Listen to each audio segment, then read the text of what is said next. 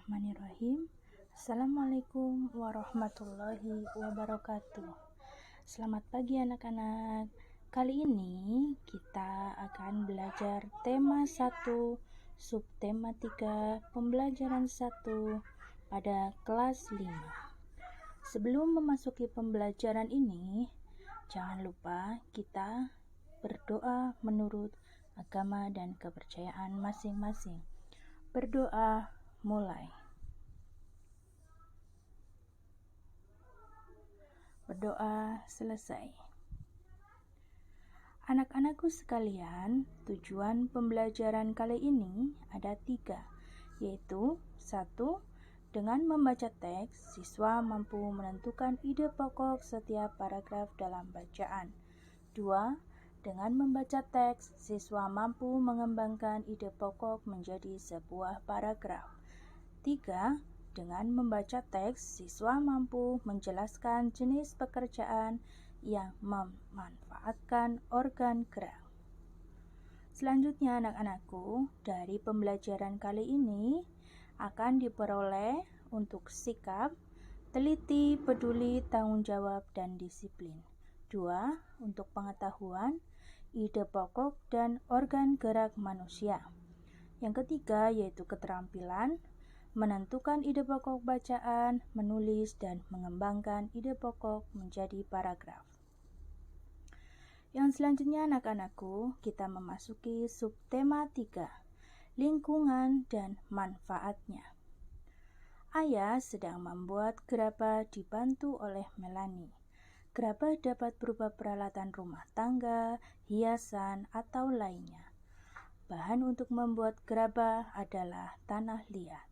Tanah liat dapat ditemukan di lingkungan sekitar, terutama sawah. Dengan membuat gerabah, ayah Melanie telah memanfaatkan benda di lingkungan sekitar untuk membuat benda yang bermanfaat. Selanjutnya anak-anakku, ayo mengamati.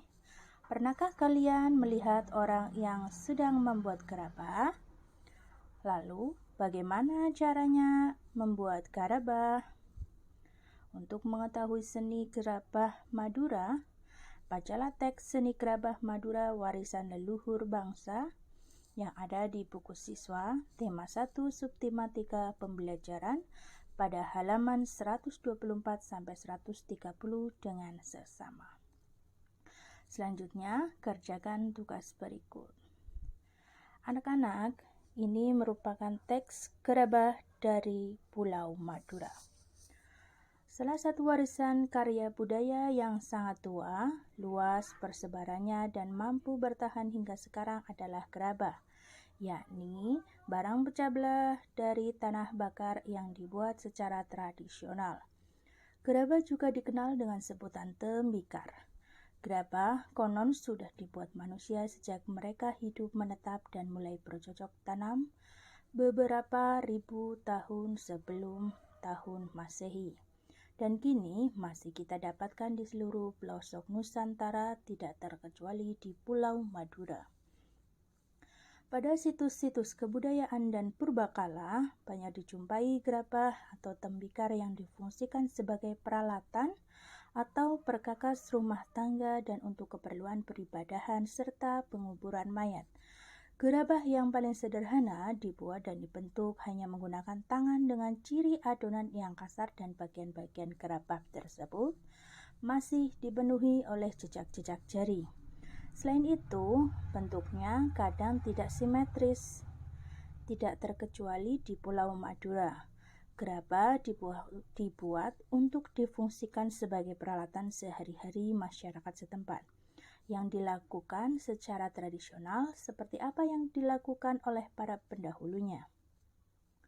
Kesamaan pembuatan gerabah di Madura sekarang ini dengan para pendahulunya adalah proses pembuatan dan bentuknya yang masih tradisional, sama seperti gerabah-gerabah yang dihasilkan pada zaman terdahulu. Gerabah-gerabah yang dihasilkan oleh para pengrajin di Madura adalah gerabah yang dibuat dari tanah liat yang berwarna kuning dengan pasir halus. Tanah liat hitam dan juga dipergunakan, tetapi kualitasnya kurang baik.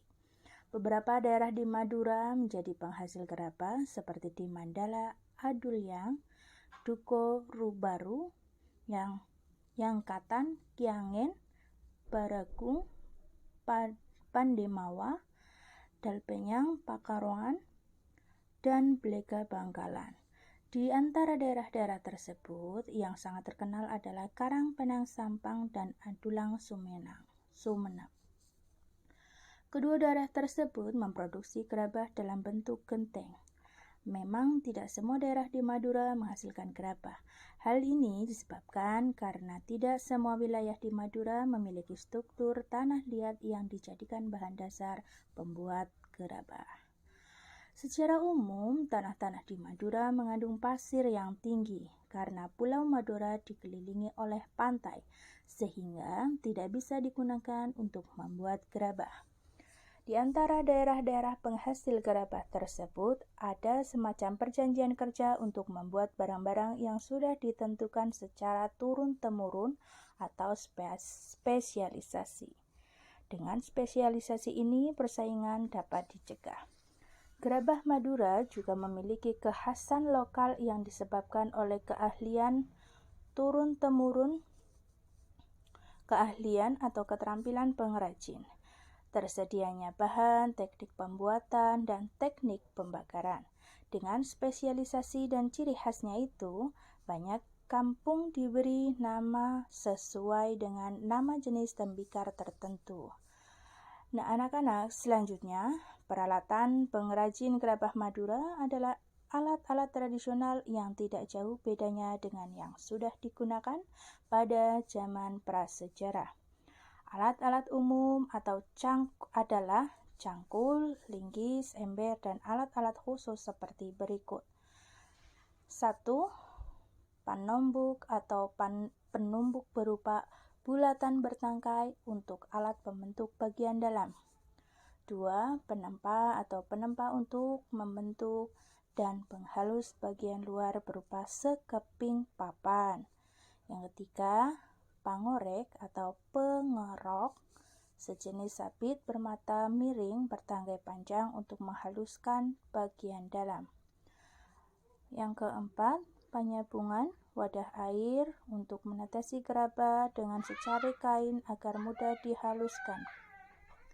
Yang kelima, pangelet secari kain untuk membentuk bibir gerabah. 6. Pengajakan sejenis nyiru untuk ayakan pasir. 7. Pangabuan tempat abu. Nomor 8. Panompal, alat menyisikan abu dari pembakaran. 9. Werkower, galak berujung kawat lengkung. 10. Pamatong, sejenis pisau atau kawat yang dari tanah liat. 11. Pungku, pembakaran gerabah. Selanjutnya, adapun proses pembuatan gerabah dilakukan dengan tahapan-tahapan yang harus dilakukan secara beruntun. Proses pembuatan gerabah tersebut sebagai berikut. 1. Menyiapkan bahan berupa tanah liat. 2. Mengaduk tanah liat dengan dicampuri air. 3. Setelah jadi adonan, diambil perbongkahannya untuk dibuat bentuk dasar, bentuk kasar. 4. Dengan menggunakan kain pengelet, bibir atau pinggiran bongkahan dibentuk sehingga bulat melingkar. 5. Bila yang dibuat sejenis periuk, maka ketika pinggiran atau bibir sudah jadi, lalu diangin-anginkan. Baru kemudian membuat bagian perut yang terpisah dengan bibir. Kemudian, setelah jadi perut dan bibir disambung dan diperhalus. 6. Bila yang dibuat bertelinga atau bertangkai, maka dibuatkan telinga atau tangkai untuk kemudian ditempelkan atau digabungkan dan diperhalus. 7. Setelah halus dan teliti kesempurnaannya, kemudian dijemur atau dibakar sehingga benar-benar kering. 8. Langkah terakhir setelah kering adalah dibersihkan. Namun untuk beberapa daerah ada yang masih menyempurnakannya dengan cat yang berasal dari lumpur. Keberadaan pengrajin gerabah di Madura ini banyak memberikan manfaat, baik untuk pengrajin, pemakai, maupun untuk masyarakat umum. Pemakai gerabah Madura memperoleh banyak keuntungan seperti harga murah, anti karat, mudah dibersihkan, dan mengurangi polusi. Di samping itu, juga dapat menyerap banyak tenaga kerja. Kerajinan gerabah ini juga merupakan salah satu cara melestarikan warisan budaya yang telah turun-temurun. Mengingat manfaat-manfaatnya tersebut, maka pelestariannya perlu mendapat perhatian kita semua. Salah satu caranya dengan menjaga kualitas. Meski gerabah masih tetap diproduksi, tetapi dalam perkembangannya dihadapkan pada produk-produk modern. Produk-produk modern tersebut hanya proses pembuatannya yang modern, namun juga menggunakan bahan-bahan yang lebih praktis dan lebih tahan lama, seperti dari plastik, karet, besi, dan aluminium. Akibatnya, lambat laun menggeser keberadaan gerabah. Para pengrajin pun juga terancam. Demikian anak-anakku, teks sudah kita baca bersama. Nah, berdasarkan teks bacaan tadi, temukan ide pokok masing-masing paragraf. Jadi, anak-anakku, tadi sudah disajikan ada 11 paragraf ya. Dalam 11 paragraf, kalian di sini ditugaskan untuk menuliskan masing-masing paragraf, mencari ide pokoknya. Jadi nanti kalian runtun ya, paragraf ke-1, 2, 3 sampai ke paragraf 11, kalian menuliskan masing-masing ide pokoknya. Yang selanjutnya anak-anakku, ayo menulis. Pada pembelajaran sebelumnya, kalian telah menentukan ide pokok dari suatu bacaan. Tiap ide pokok dapat kalian kembangkan menjadi sebuah paragraf. Nah, dapatkah kalian melakukannya? Nah, ini adalah tugas kedua kalian. Tugas yang kedua ini, kalian diminta untuk menuliskan kalimat pengembang dari ide pokok. Di situ sudah disajikan 3 ide pokok. Lalu kalian menuliskan kalimat pengembang, membuat kalimat pengembang menjadi sebuah paragraf.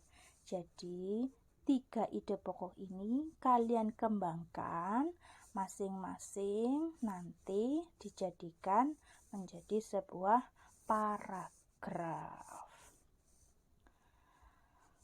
Tentukan ide pokok tiap paragraf pada teks bacaan. Tadi sudah ya. Nah, demikian pembelajaran kali ini. Kurang lebihnya Ibu mohon maaf yang sebesar-besarnya. Wabillahi taufiq wal hidayah. Wassalamualaikum warahmatullahi wabarakatuh.